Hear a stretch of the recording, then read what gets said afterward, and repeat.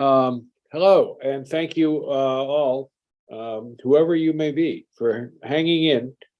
And I will entertain, if not during the session, later questions. Anything you want to ask, anything you want to discuss based on what I say. If there is anything, go to my website.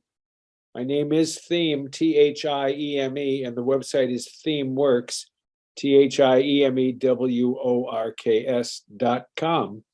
And you can always contact me there, and I am on, of course, LinkedIn and Facebook and Twitter and the usual suspects. Okay, what I was going to talk about is kind of big picture stuff. The Face in the Digital Mirror was the name of a column I wrote quite a few years ago now, and I will tell the story how that came about. Under the rubric Islands in the Clickstream, which was the name of a series of insights I had when all this technological transformative revolution was really getting underway. You know, it had been being prepared, but suddenly it kicks up into a higher gear. And in 1993, when I left my former career, it happened to be the first year you could do something commercial on the internet. And people began asking me, we hear this word cyberspace. What is it? The professional engineers of Wisconsin asked me to write a column on that. And so I did. And they said, that was great. Our members liked that. Can you do another? And I did another and another and another. And meanwhile, I was developing what we called email and what we called websites back then. And USA Today found my little website and made it a website of the week. That's how few there were. And within a few years, my columns were being distributed not only to friends or that magazine, but to thousands of people in 60 countries, and was collected as a book in 2004 under that title, Islands in the Clickstream. I'm not just throwing that out there. There's a lot of relevance in how that developed. There were a number of things along the way that made me realize that things weren't going to be the same anymore, not in Kansas anymore. Toto kind of moments were going to succeed one another. And let me tell you about a few of those. One was, I was playing a game with my son. Some of you know Hitchhiker's Guide to the Galaxy, the great Douglas Adams book, one of several in a series, and it became a game. Infocom created wonderful interactive games. That was before all the multiplayer games were developed and before we had the bandwidth for handling them. But in the game, Hitchhiker's Guide was a terrific interactive fiction game, and that meant it had a multiplicity of very clever responses that, if you made them, gave you the sense that you were looking at a horizon far vaster than that which was provided by text. In other words, reading a book and playing an interactive game of fiction on a computer were two fundamentally different things. And what was the fundamental distinction? I realized that while I played that game, I wasn't just changing how I was thinking about things, it was changing me. In other words, the process of interacting with a computer was altering how I held myself as a person, who I thought I was, what I thought was possible, what I could not only do, but be. It always starts with being. Be, and then you do things. And then you have the things you get to do when you begin with being. And I realized I was being challenged to become different, that the brain was engaged in a different way, and it was going to have a fundamental impact on my identity. Now, long ago in my first career, I taught English literature at the University of Illinois, and so I had a clue as to how text worked. And I was also a writer, and I had been in ministry for 16 years, so I did a lot of teaching and a lot of preaching, a lot of writing in that context. It's all been words, one way or another. And because I had a sense of how text works, I was well positioned when the digital world emerged to experience, to see clearly, more clearly than many, the distinction between text and digital in terms of what it manifested and what it made possible. It's like when you look at the moon, when it's not new, but on its way, waxing toward fullness, you see a terminator, the line where the light and the darkness meet. And where the terminator determines lightness and darkness, you can see mountains and craters and details. Whereas when the moon is full, you can't see anything. And when the moon is not there for 3 days, it's dark, you can't see anything. But when there's a transition from one major phase change to another, both in our individual lives as well as in society, you can see more clearly the distinctions that were because they no longer are, and something else is coming into being. Well, I was very excited. I was in the ministry at that time, Episcopal clergyman. So that was the frame in which I formulated my initial ideas, which was the transformation of religious structures, images, ideation, icons, everything. And I wrote a long piece called Computer Applications for Spirituality, the transformation of religious experience. And I detailed how religious services, religious ideations, religious organizational structures, even the content of religions would change. And I sent it in very happily to the Anglican Theological Review, which not only rejected it, but rejected it with some really nasty comments on the margins. Things like, he must be crazy, or who does he think he is? And I'm not joking. They literally could not think outside of the religious structures that were based, although invisibly, because they had so assimilated everyone, on print, on writing, and on print once the printing press with movable type had been invented and became an engine for the same kind of transformation a few hundred years ago. Now, ironically, 20 years later, a Lutheran group in Milwaukee, where I live, that asked me to spend a weekend with all the clergy of the Milwaukee Synod and help them understand what was happening to them. What was happening to them was the impact of what I had tried to tell them 20 years earlier without success. But economics is the right hand of God. And when parishes shrink and cash flow dries up, because it is, from one point of view, a business and a career after all, then you pay attention. And that's why they wanted to know, because it was making a difference in their lives. So I love the statement by Nietzsche, those who were seen dancing were thought to be insane by those who could not hear the music. What I'm trying to say is that the digital revolution, if we can call it that, it's bigger than that. The technological revolution to which I'm referring 25 and 30 years ago, late 80s and early 90s, when I began addressing these issues, was just such a momentous moment, and people couldn't see it. Another example, I went to the annual meeting of the editors and publishers, all the major newspapers. And in my conversations with people, I tried to say, in effect, you're done. You're done. In the form in which you existed, not as platforms, but as the platforms you think you are, because print, the way you have lived with it, lived and had your very being as a function or instantiation of the world of print, that's going to go down and something else is going to replace it.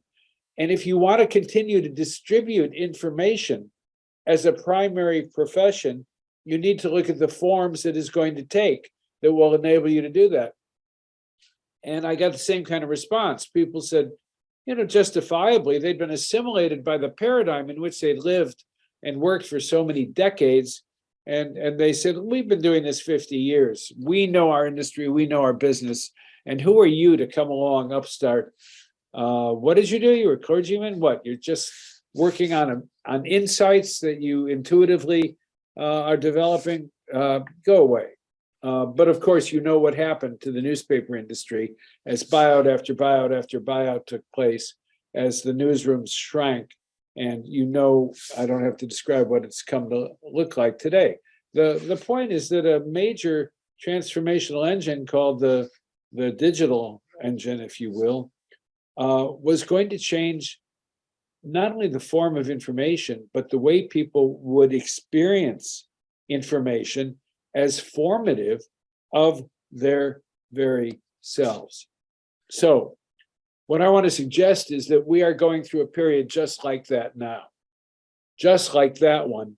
And it is equally difficult to hear about and imagine and visualize, because we have now, you have all now been assimilated by the digital world, which so permeates your thinking about how things are. And with information security, so permeates how you think defense has to take place, that it's possible to miss the larger, really enormous transformation that is going on now as a result, standing on the shoulders of that primary and fundamental original transformative period. So I'm going to talk about what some of that is like. How do you learn?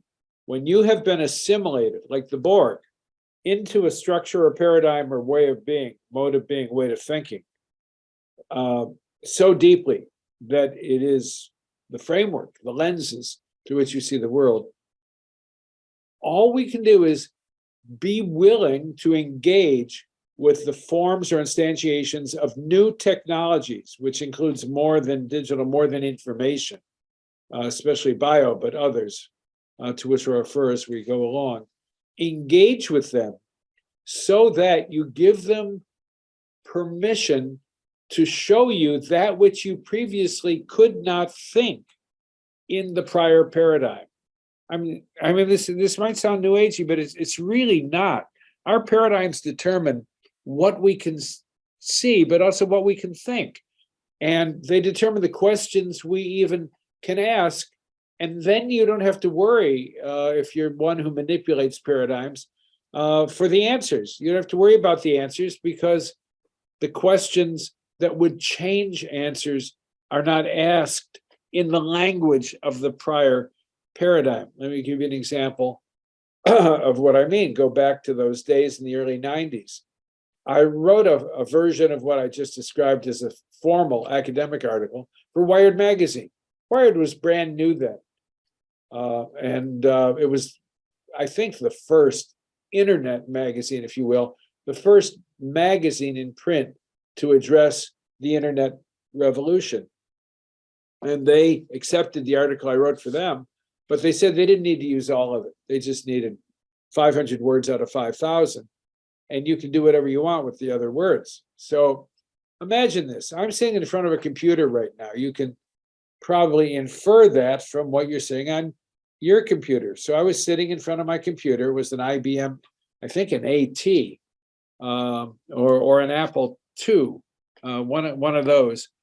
And I'm sitting there thinking, well, Wired has given me permission to use this material somewhere else.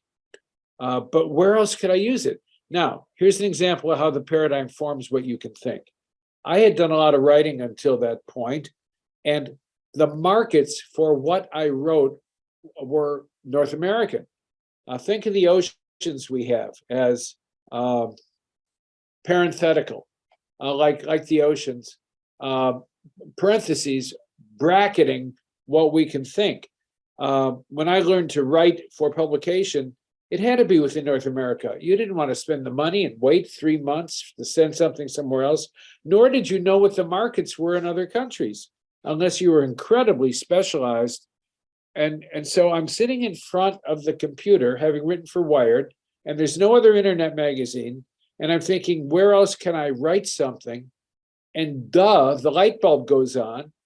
And the light bulb that went on was, don't just talk about the internet, use the internet. In other words, and I mean this, by engaging with the technology, I allowed it to disclose new ways of working and living, because that's the only thing that could do it. I couldn't think outside of that paradigm that had been created by writing for print publications in North America, until engaging with the internet itself expanded my consciousness. And suddenly I jumped on, I think we used Gopher as a search engine. There were a couple of new search engines, and I found magazines in other countries. And within a few weeks, I had begun writing every month for the next 3 years for Computer Magazine in South Africa. I was writing regularly for a number of English magazines, for magazines in Australia. In other words, I began to build myself as a person on a global platform. And that's what enabled, when USA Today found my little column, Islands in the Clickstream, that's what enabled me to become a global presence. When I say I wrote for 60 countries, for people in 60 countries, I mean that. That's how many people subscribed to my column in those early days in the 90s. That platform became the credibility for my ability to do speeches addressing these same issues.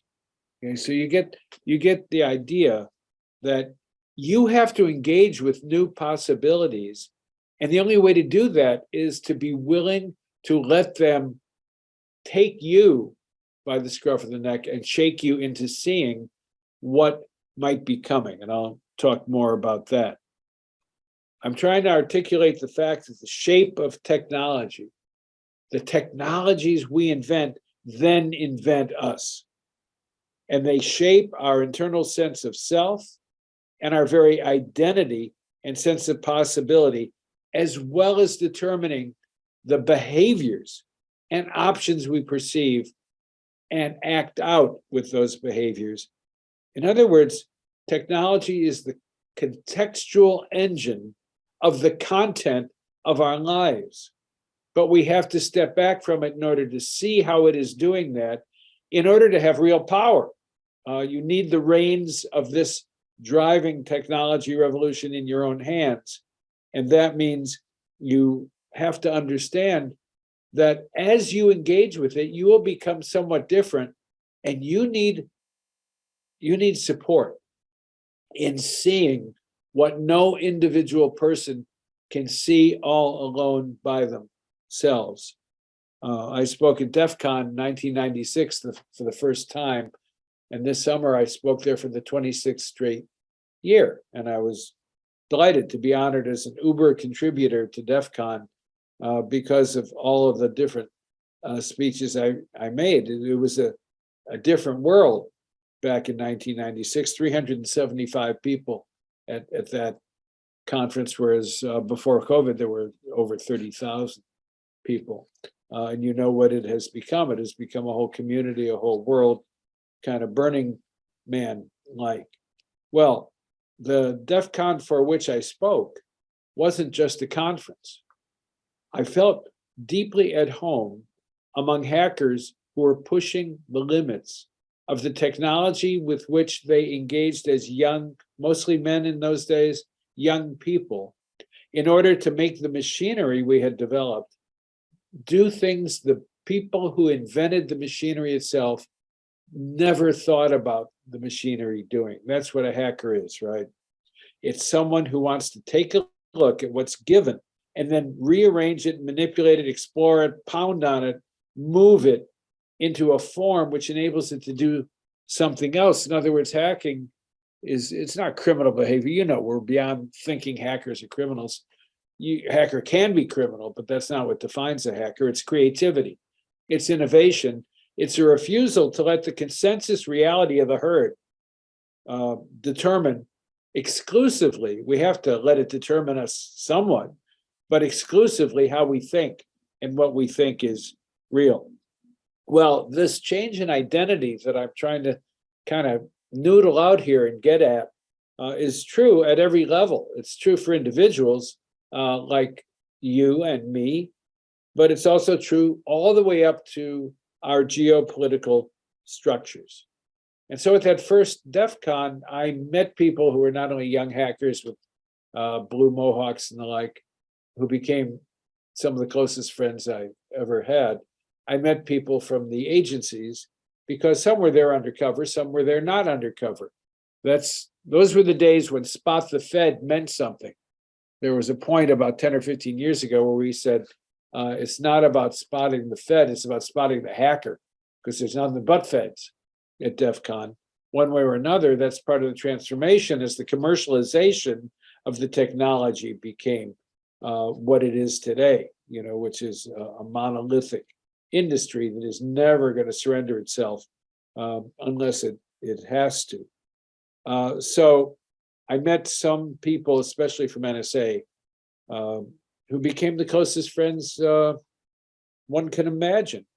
But above all, both the hackers, the young people in their teens, and professional intelligence people became my mentors and my tutors and my teachers. And I had to be willing, like some teachers weren't in those days, to let the people in their classes teach them how the technology worked. I remember a young hacker saying to me he was in a computer lab that was starting at the very good high school in the suburb where I lived then. And he said the teacher would come to him with questions, and he would try to tell the teacher enough to lead him to insight so that he could see what he needed to do next. And he realized that was never going to happen. And he finally decided just to tell the teacher enough to keep him out of trouble. Well, you're talking about a complete 180, right? The horse is riding the human. The young person understood what the teacher did not. And part of what they understood was that learning itself, education itself, was being transformed by the technology so that it wasn't hierarchical anymore. It wasn't delivered on a grid of hierarchical determination as school curricula had been until then, because power was exercised differently in a network. It wasn't top down only, it could include that, but it was above all participation and contribution that determined your power in the network and the respect that you gained, and also how you simply learn to work as a node in a network rather than a box connected by other lines in a box to a diagram of hierarchical structures. That's why people could exercise power and leadership from any node in a network. So my perception was that things were changing on a grander scale. They were changing on a global scale. And one of the obvious implications of that was just as individuals were being redefined, and I'll talk about what I mean by individuals in a minute, countries were being redefined. I remember reading a fun science fiction book by Mark Berry called Jennifer Government, in which all the characters, Bob Microsoft, Tom Nike, Jennifer Government, their surnames were replaced with the names of the organizations or institutions which had assimilated them as instantiations of the organization. What was clear in the book is he was describing the present, not the future. Global organizations already have more to say to you about how you behave and the decisions you make than the countries in which you live. There's still overlap. It's a both and right now. But let me give you an example of what I mean. I was doing a talk like this, and I was making the point some years ago, and the chief defining agent at the Chicago office of the FBI was in the room. And when I talked about that change in nation states so that transnational structures became more important than the nation states that stood them up and affected the behavior of people more, he said, bingo. And I said, bingo is good. What do you mean? And he said, we used to go to people here in the FBI and ask for them to cooperate with us on the basis of their being good, patriotic Americans. And people always said, sure, we got a lot of cooperation from our citizens. But something changed. And what changed was people would start saying, well, I would love to help you, but, and that but was the pivot point that suggested there was a source of power and influence beyond the country that determined what, in fact, they were going to choose to do. That should sound obvious now as a description of the world. Bank of America is not a Bank of America, it's a Bank of the world. Citigroup is has 70,000 branches in virtually every country of the world. Apple is everywhere, et cetera, et cetera, et cetera. If you work for one of those companies, and many of you do, just like Jennifer Government, you might as well have their surname instead of the surname your parents mistakenly told you was going to determine your identity for the rest of your life. Because what Apple does in China, what Apple does in the United States, is what Apple is going to do based on the self-interest of Apple. However you want to parse or define self-interest. That's true for all transnational companies. So countries themselves don't loom as large, even though, for example, they stand up the intelligence communities, and some of those friends became colleagues, and I did some work with them and for them subsequently over the next years, and it became clear that there was kind of a de facto, I don't know what to call it because we don't have the language. You may work for an American intelligence agency, you may work for NSA, thousands of you do, but there's a de facto collegiality among all of the intelligence groups of the world to sustain the existence of their entities, of themselves. No institution wants to disappear and go out of business. So it will protect and defend itself. So when you find out that, for example, during the Cold War, I learned of instances where the CIA and the KGB, because of their common shared interest in a particular venture, worked together. Out here, you say, oh, CIA is American, KGB was Soviet. But there were many instances for which we do not have easy names that enabled them to work together in a cooperative way, kind of like DeSantis and Biden yesterday, making nice. When your self-interest requires that, then that's what you do. And so I talked to a friend who had gone to Davos, the international conference, and they said what really hit them, obviously they weren't very much embedded in that world because it hit them, that not one person with whom they spoke named a country as the source of their primary identity or allegiance. They had created, as you know, when you think about it, a de facto transnational structure that has its own banking, its own rules, can't call them laws, they're not codified by a Congress, but they're rules reached by agreement by those for whom self-interest is served by operating in the same ways.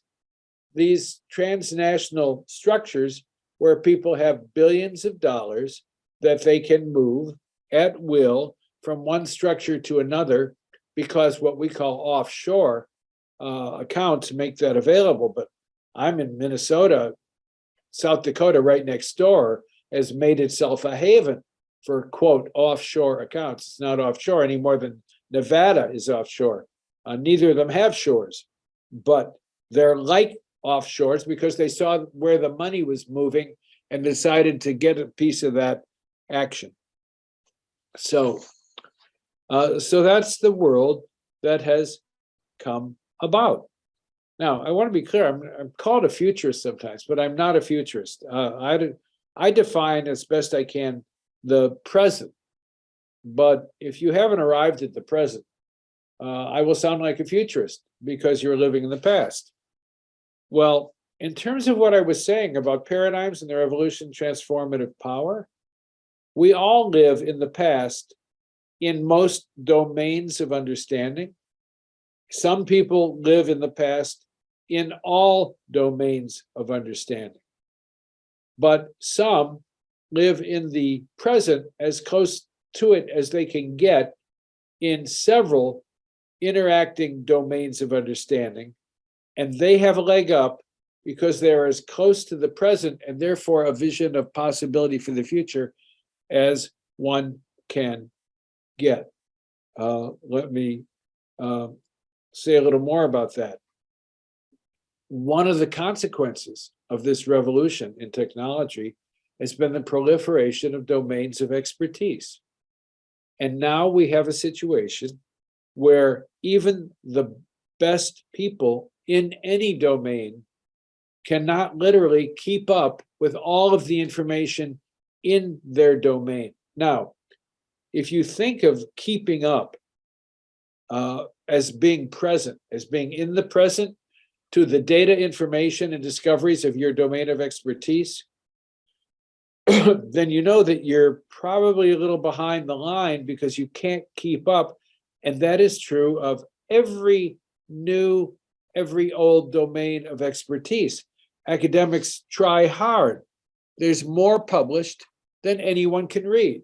There are more classified documents than anyone can manage. There is a longer, more tedious process of declassification because it requires that all vetting take place in light of our sources and methods disclosed than ever before. And therefore, nobody can really keep up with the declassification process. And the result, as I learned in the intelligence world, is that everything is compartmented. But even inside, and especially inside, the compartmentalization keeps people who are read into some programs from being read into others. And therefore, they cannot do that essential work which enables any individual or group of people to keep going in the world I described, where information proliferates to such a degree that they can't keep up. That compartmentalization is, in effect, the situation of everybody. Nobody is read into all of the domains of expertise which would enable them to have a complete and full grasp of understanding their own domain as well as others. Therefore, one of the most important things you can do is learn how to do cross-disciplinary learning. Now, I learned that from my son many years ago. He's 52 now. When he was 18 in college, he created a major for himself. When he graduated, they said, we have this major and that major, and we have one ad hoc major. Everybody laughed, but it wasn't a joke. He wanted to study computing. He wanted to study cognitive science. He wanted to study math. He wanted to discuss psychology. He put courses from 5 different majors into one ad hoc major, which he called at that time symbolic systems studies. Well, he was a pioneer in recognizing that you had to do cross-disciplinary learning in order to manage your own capabilities in the domain you claimed as your own. I remember when, I believe it was 2004, a long time ago now, that the new president of MIT was not an engineer for the first time, a woman, which was new, whose background was biology. And in the first speech she gave to the student body, she emphasized the 2 things that were most essential going forward: cross-disciplinary learning and knowing how to do it, and lifelong learning and knowing how to do it. In other words, you didn't go to school to master a set of dogma, doctrine, or discipline and then operate out of that for the rest of your life. If you were a doctor and you went to medical school and didn't look at anything subsequent to 1966 when you graduated, your patients were going to be in real trouble. Well, what I saw is that she saw what was not just a recommendation, but essential. You have to be able to cross boundaries into other domains in order to find and know how to find the information and the resources that will serve you in your own primary domain. So in that advice, I'm echoing Jeff Moss, founder of Black Dark Tangent, founder of DEF CON, many years ago, who said years ago, Richard, he says, there's just too much for anyone to know. And so I know I can't know it. Even in hacking, which used to be a single store, right, instead of a department store with multiple departments. He said, so the most important thing I need to know is who knows it, so I can get it when I need it. And I was struck by the fact that part of his genius, which he has manifested for 30 years now, was to recognize the social network was the critical network, not just the technical network, which was an enabler of human beings to be in touch with one another. So that's the network that matters. Knowing who you serve, in terms of what I described as transnational entities, who gets your allegiance? Who do you think you serve? I learned looking at intelligence and how it was done. There are all kinds of false flag operations in which this one or that one presents themselves to be somebody else. It's layered. Identities are layered with, depending on the importance of not being found out, a multiplicity of clues embedded in the work others will do to find out who you really are, so that you can mask your real identity. So who do you work for? Who do you think you serve? Who do you trust? Who trusts you? Trust is really important. I had a friend at CIA who was watching a contractor come in and do some things, and they said to one of their superiors, they said, "What's he doing in that area?" Oh, he's just, and my friend said, "Well, then security is broken." And the other just shrugged and smiled. Security is broken. Security is broken, and nobody vending security solutions can do more than make it safer. But we can't make it safe. We can't make it safe for me to be online with you right now through this Zoom webinar. Do you know how many pings you're getting from China every time you go on Zoom? Well, I could talk about that kind of thing a lot. So how are the boundaries drawn around your identity? Because identity is determined by the boundaries we draw and then live within as if that's who we are. So who draws them? What determines your identity, and what influences your answers to the questions I've just asked? Who influences you? Are they human or are they bots? And that's no joke. The whole Twitter war about how many bots. In fact, some of you may be bots. Are you human or are you a bot? Okay, so let me move on. I alluded to how the definition of an individual was changing. I can see that I have a lot more to say than time allows, which is typical for me. We use the word individual to mean a separate individual person, just like we say, right? I'm an individual. As an individual, you have rights. You have political rights. You have human rights. If you create property, you have intellectual property rights. All these rights didn't used to exist. They were emergent properties that subsequently emerged from the kind of society we developed after the printing press. I repeat that. Rights didn't exist until the Renaissance and the printing press and the forces it unleashed, like science, as we understand it, came to be, and rights began to be discovered in the exteriorizing, that is, making exterior to yourself a printed document. That started with writing. Now, I said I used to be a clergyman. There used to be oral religions, right? But once writing came about, they were translated into written religions, or they disappeared. Those of you who are Christians might know, Jesus mocked writing. He wrote in sand and he said sarcastically, "Oh, but what do the Pharisees say?" He was an oral culture guy.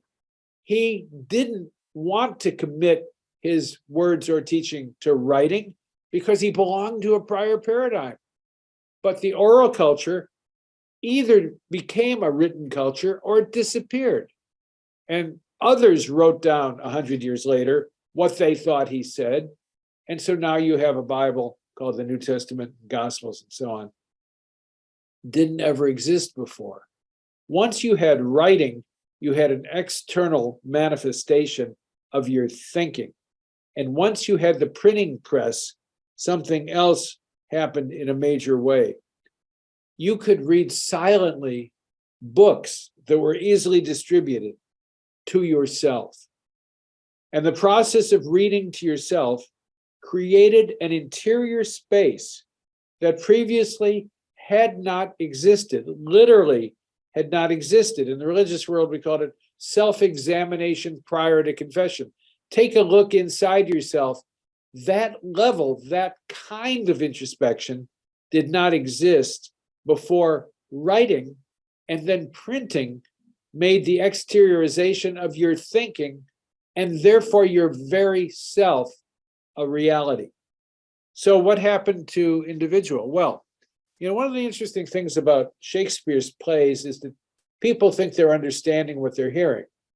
Whereas in fact, about 25% of the words in any Shakespeare play are unintelligible to a modern English speaker because they mean something else.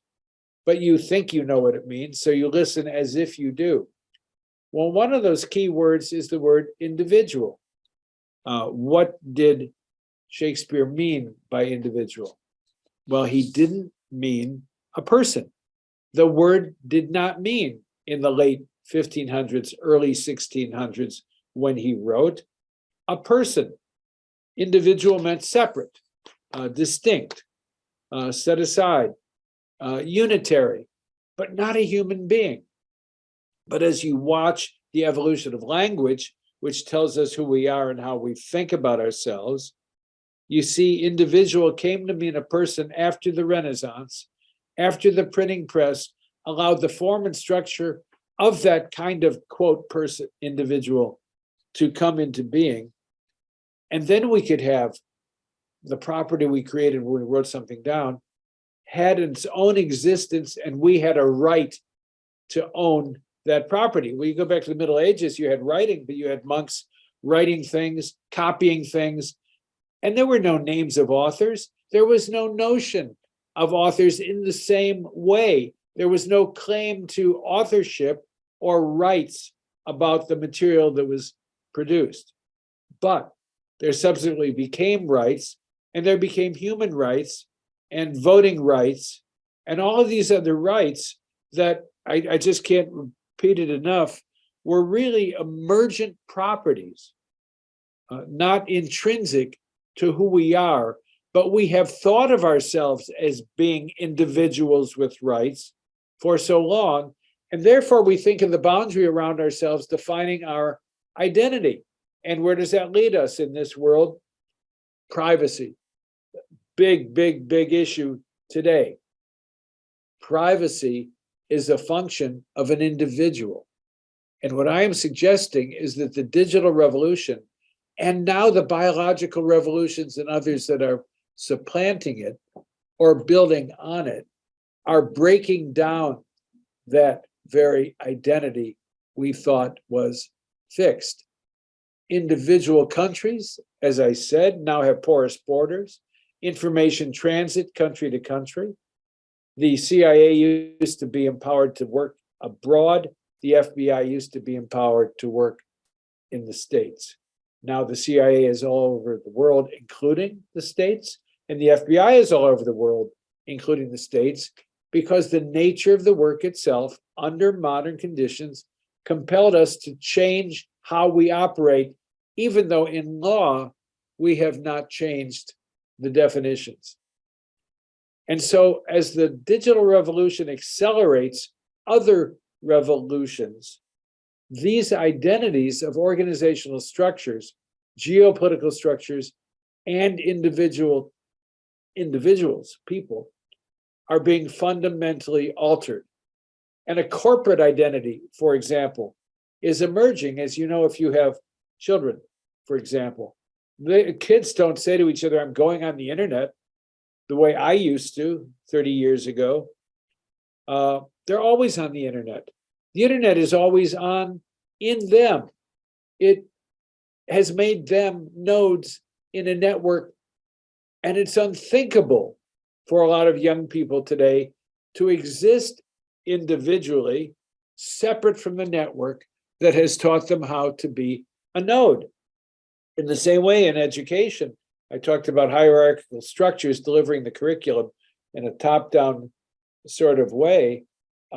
Education itself has fundamentally changed. And you didn't hear, I know this may sound odd to some of you, but 30, 40 years ago, you didn't hear of work teams in the same way, meaning the same thing.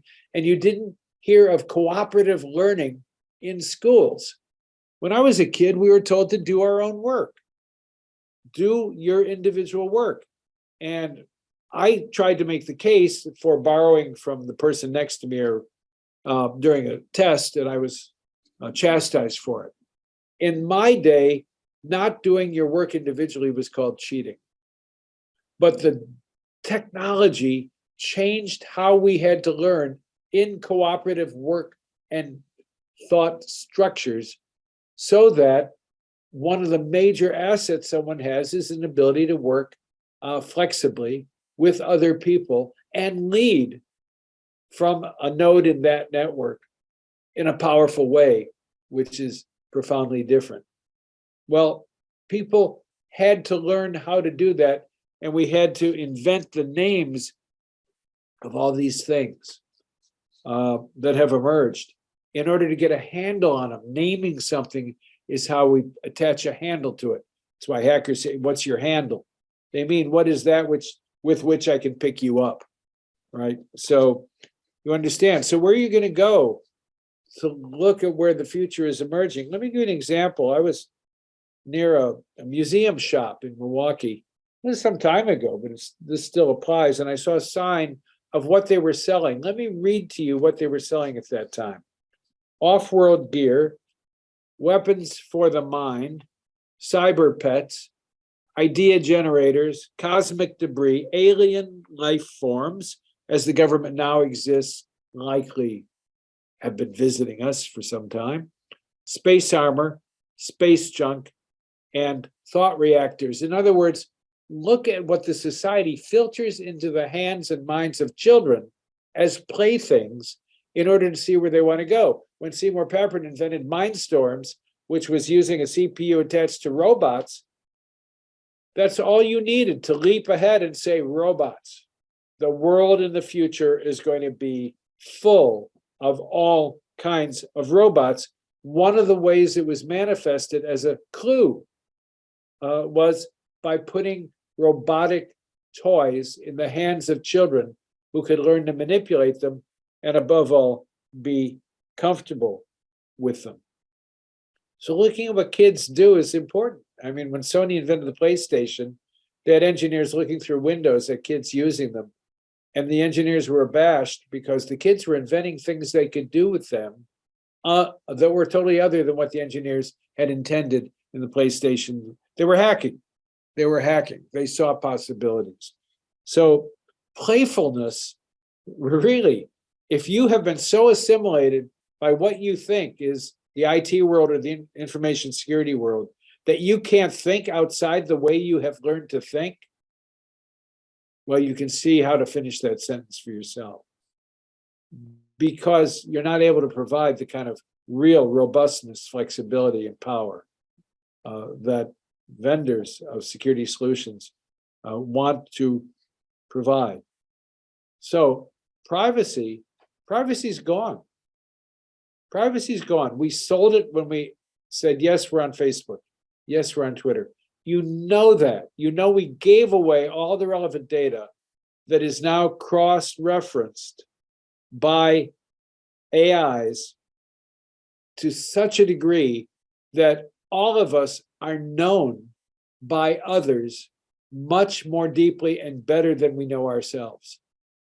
In other words, if we're still stuck back in that identity of the 20th century, which was framed and formed by prior technologies, then we are not even able to see the degree to which advancing technologies have changed what it means to be human, which is to be a node in a network. I mean, go back to what they were doing at MIT. Again, this is years ago. Director of MIT's Human Dynamics Laboratory said, phones know. People using phone networks can get this God's eye view of human behavior. And he went on to say, for us, people look like little particles that move in space and occasionally communicate with one another. We have turned society into a laboratory where behavior can be objectively followed, and we should add social media, blah, blah, blah, manipulated, formed, framed, and undermined. It is not just about observing what is happening, it's about shaping what is happening. This is a couple decades old when I'm reading to you. The patterns are allowing us to learn how to better maximize trends, opinions, and mass psychology. So one of the striking figures given in that bit was that before people in dorms at Harvard knew they were sick, you could tell they were sick by parsing the methods of communication, frequency of communication, structures of cell phone communication. And by analyzing that data with 94% accuracy, they could forecast someone's future whereabouts. I can go on like that. Today it's AI. I don't have time to go into detail, but if you're following Mid-Journey and the other AI engines, as well as the deep machine learning and forms that AI is taking, you know that now we're talking about ethical issues. Ethical AI. A paper was just released by someone in the government the other day that said these are the things we need to pay attention to. And I know from bitter experience that ethics is only discussed after the fact. The horse is long gone from the barn. AI is being implemented. Talking about privacy after Facebook exists is no longer a germane issue because we gave away our privacy. And Facebook is just standing in for all of those other places that have the data that enables people to pattern it and see who we are based on what we actually value and what we actually do, not who we say we are. So that 20th century identity behind which we think we can hide, I am so-and-so, it's not real anymore. There's a different identity, and we don't have the names for describing what that is or who we are. But it's manifest. It's manifest in war. It's manifest in politics. You know what a chaos the political system has become. Well, I'm looking at the clock on my computer, my master.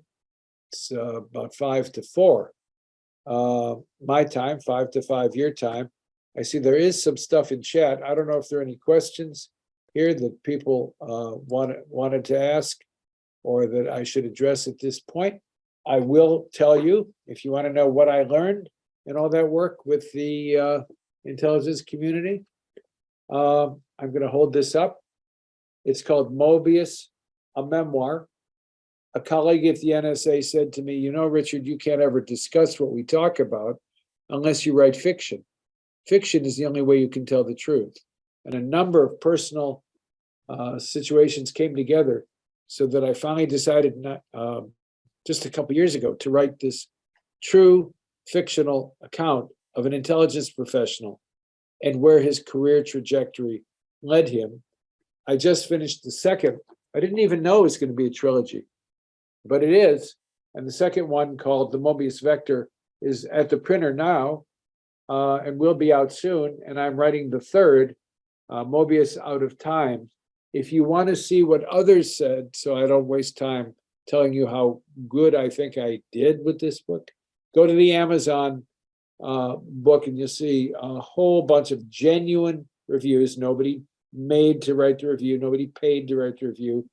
They don't always say where they work, but it includes DIA and CIA and NSA and other people who know, and sometimes refer in their reviews to knowing that they know, and the reviews extol the book. And so I recommend Mobius, a memoir, to you. It's available, like everything is, cheaply on Amazon, and as a digital book. It's Awesome. So Richard, I do have a question, and this is phenomenal because you covered so many different aspects of life there. Yep. But the question I have is, like, we've lived through companies going from state owned to from state boundaries to national boundaries to global boundaries, or no boundaries, and we've seen people go from having local news to having access across the globe.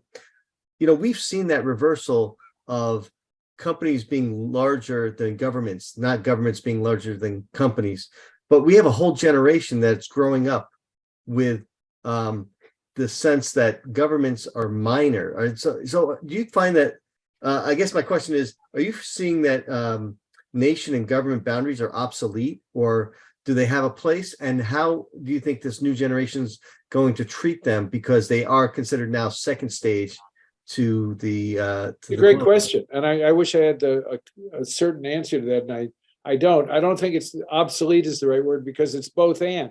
We still live in countries and they still have laws, but one of the things I did do with colleagues from the NSA, we spent a couple of years after 9/11 discussing how we might frame some form of ethical statement about how the law had changed and the constitutional interpretation of the Constitution had changed, because it had gone to just a whole new level. Because the story that illustrates it clearly is that from someone who was in the office of the director of the NSA when they got Executive Order 12333 from George Bush, and he read it, he said the silence was so thick you could cut it with a knife, because someone said, career people, we can't do that.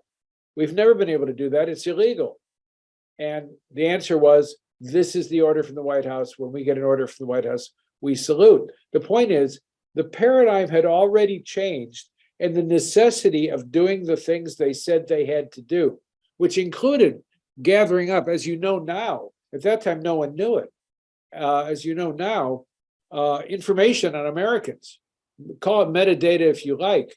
Metadata is a means of data, getting at data. They were moving machinery, and friends at AT&T said, what the hell? They opened the closet up, they put in this huge thing, and they closed the closet, and it's multiple locks.